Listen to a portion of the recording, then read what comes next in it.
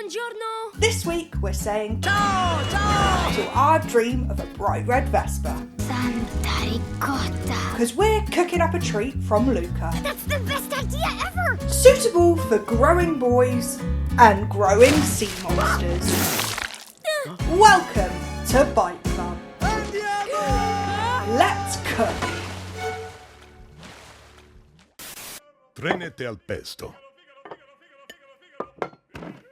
Mangiamo.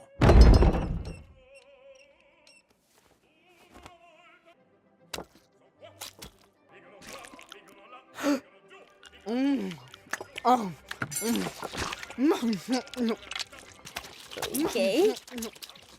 Where did you boys say you were from? Call a girl silly, but I don't think you can have Trenette al Pesto without pesto. Now I get it. So how's about we kick things off there? To do things right, you've got to use a pestle and mortar. Okay. Chuck in a couple of small garlic cloves and crush them to a paste.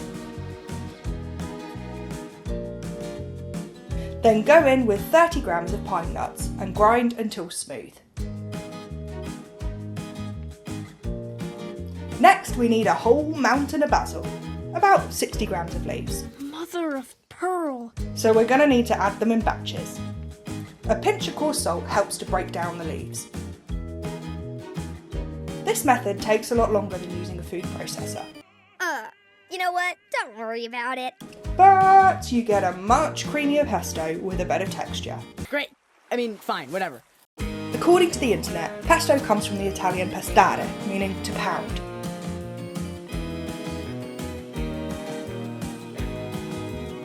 So frankly, amici, the clue's in the name. Ah, idioti! After a lot of elbow grease, you should end up with a smooth paste. To that, add in a grating of cheese.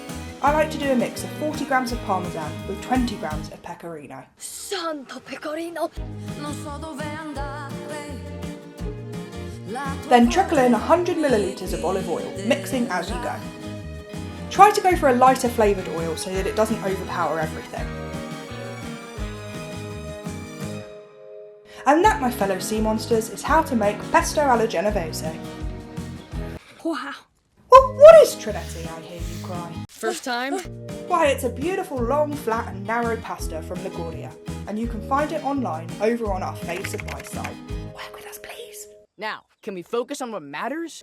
Alternatively, linguine makes a great substitute, or you can just make your own Trenette. You can do this. We're going for a mix of half 00 pasta flour and half wholemeal flour. The rule of thumb per person is 100 grams of flour to 1 egg. Cool. For 4 people, that's 400 grams of flour, half 00 and half whole wheat. Mix the flours together and make a well in the centre. Crack the eggs into the centre of the well. For 4 people, that's 4 medium eggs. Let's talk technique. Break up the eggs with a fork and then slowly bring in the flour, incorporating a little flour at a time.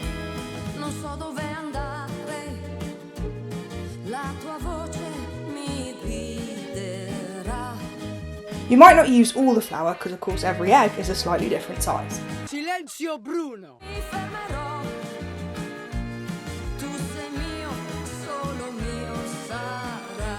Bring the dough together into a ball and then knead it for about 10 minutes until it's beautifully smooth. Okay, here we go.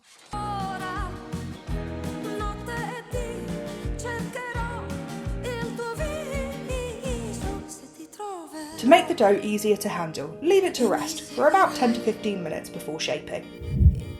Grab some fine milled semolina and dust your worktop generously so that the dough doesn't stick. And then get the guns out. You gotta show it you're the boss! You can use a pasta machine if you prefer. We just need a nice thin sheet. Ah, sharks.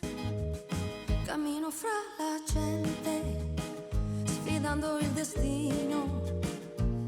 Prima o poi ti rincontrerò. Chissà se mai ti rivedrò ancora. Notte ti cercherò.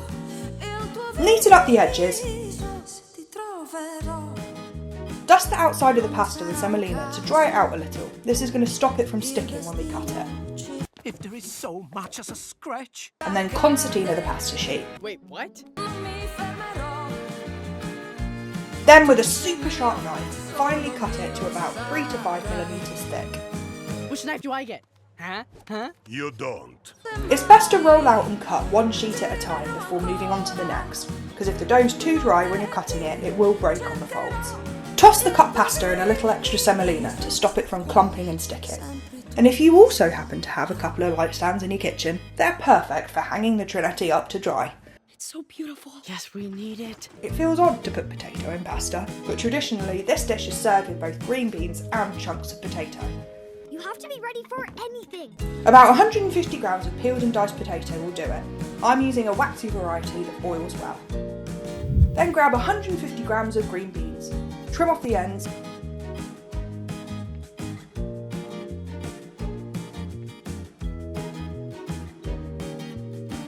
and cut them into thirds. Traditionally, you chuck the veg and pasta into a pot and cook it all up together, but to make sure each element is cooked to perfection, we're going to do it all separately and then bring everything together at the end. Oh, thank goodness. Cook the green beans in boiling salted water for 3 to 5 minutes. It's nice when they've still got a little bite. Drain them off and then chuck them in some ice cold water to stop them from cooking.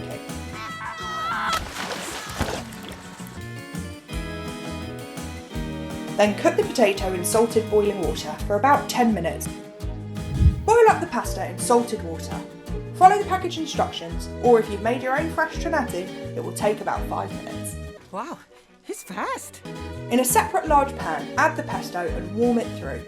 E se la pioggia cade, non mi fermerò. Tu sei mio, solo mio, sai. Throw in the cooked pasta, trickle the pasta water and toss to go. Ti rivedrò ancora, notte e dì, cercherò il tuo viso. So cool, right? Cade, non mi fermerò. Tu sei mio, solo mio sarai. Ma chissà se mai ti rivedrò ancora. Notte e dì, cercherò il tuo viso. Se ti troverò. Serve up with a grating of parmesan. Il mio cuore. And that, friends, is how to make the Trenette al Pesto from Luca. Il mio cuore. Sempre tu sarai. But wait, now you want dessert? I'm definitely hungry. Well, you can find all our recipes and any equipment used in our videos over on biteclub.tv. Remember, the first rule of Bite Club is you talk about Bite Club.